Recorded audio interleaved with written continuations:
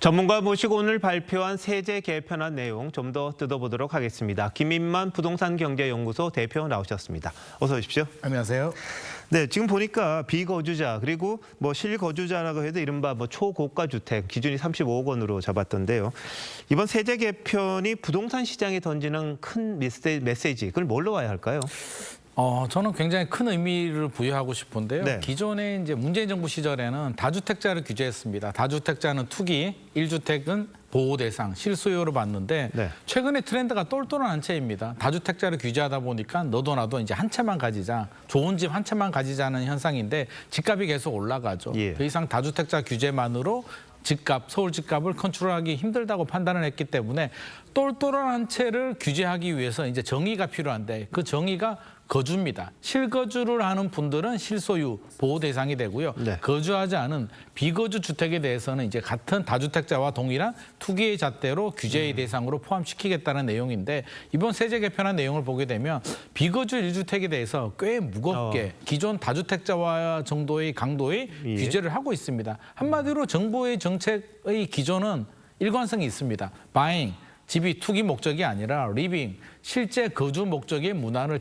정착시키겠다라는 일관성 이상 메시지를 지금 던지고 있는 상황이고요. 비거주 1주택자들은 이제 새로운 또 네. 세제 개편안의 내용을 받아봤기 때문에 예. 앞으로의 시장 반응이 굉장히 다양하게 나올 것 같습니다. 자, 똘똘한 한 채, 비싼 집, 그리고 안 사는 집, 이거 겨냥했는데 부유세 올리면 집을 팔까요? 어떨까요? 여러 가지 반응들이 나올 수 있는데 이제 기본적으로 생각하게 되면 강남에 고가 아파트를 가지고 있는 분들은 돈이 많은데 세금 내고 버티지 않을까라고 생각을 하는데요. 예.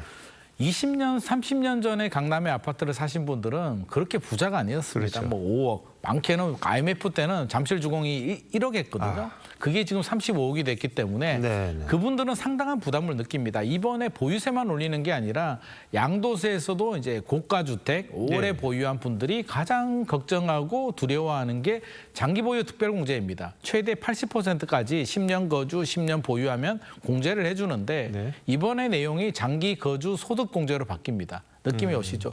10년 동안 거주를 해야 되고 2029년이 되면 한도도 10억으로 줄이거든요. 예. 2017년 내년은 유예를 해주기 때문에 이제 고령자들, 장기 보유하신 분들의 고민에 빠집니다. 내년에 팔아야 되는 거네요. 세금 보유세 부담도 늘어나는데 예. 몇 년 버티게 되면 내가 양도세 팔 때 세금 혜택을 많이 못 받기 때문에 결국에는 정부의 의도는 공급도 안 나오니까 이런 고령자들 고가주택을 가진 분들의 매물을 좀 나오게 하겠다라는 의도도 있고요. 저는 고가 아파트의 강남 시장에서는 꽤 매물이 나올 것으로 예상을 하고 있습니다. 자, 근데 보유세 강화라는 정책을 보면요. 노무현 정부 시즌 3, 문재인 정부 시즌 2 이런 이야기가 나옵니다. 근데 과거 다 세금으로 하려다가 실패했던 것 아닙니까? 이 조건들을 잘 맞춰야 되는 거 아닌가요? 공급이 우선 아닌가요? 공급이 우선이죠. 어떤 경우라도 공급이 우선인데 지금 열심히 노력을 하지만 사실 공사 기간만 따져도 4년이 걸리기 때문에 공급만으로 해결하기에는 시간이 너무 많이 필요하고요. 대출 규제, 규제 지역 지정 다 했습니다만 결국에는 세금 규제인데 보유세를 올립니다. 노무현 문재인 정부 시절에도 보유세를 올렸고 근데 거래세도 올렸어요. 취득세도 올리고 양도세도 올렸는데 이번에도 똑같이 이제 거래세도 같이 올라가는 부분인데 제가 좀 아쉬운 점은 거래세는 밸런스 차원에서 취득세와 양도세는 좀 내려준다면 매물이 나올 수 있는데 이제 가장 관건은 보유세는 올렸고요. 거래세를 추가적으로 내릴 수 있느냐가 앞으로의 최대의 관건이 될 것 같습니다. 네.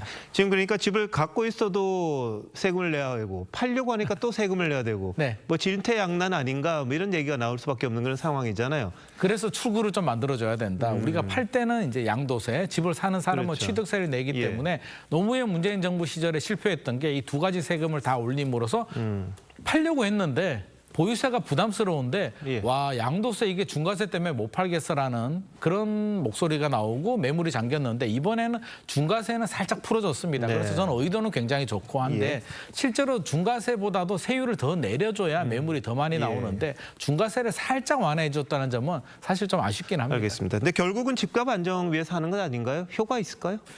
효과는 앞서서 제가 말씀드린 대로 이제 고령자 강남의 고가 아파트 시장은 영향이 있습니다. 영향이 근데 있기 일부 때문에. 아닙니까 그러면? 그렇죠. 전체적으로. 그래서 고가 아파트 시장은 아마 내년까지도 저는 안정세 0.1% 이하의 상승률 유지할 수 있는데 걱정되는 건 지금 신혼부부들 네. 전세 월세 난에 떠밀린 신혼부부들이 갈 수 있는 20억 아래 구간인데 네. 고령자들이 집을 팔면 어디로 가겠습니까? 정부의 의도는 지방으로 가라고 하지만 예. 현실적으로는 강남 집을 팔고 마포나 성동이나 성북구로 갈 가능성이 높기 때문에 예. 20억 이하의 구간들은 집값이 안정되기에는 지금의 세제 개편으로는 좀 역부족일 것 같습니다. 알겠습니다. 여기까지 듣겠습니다. 고맙습니다.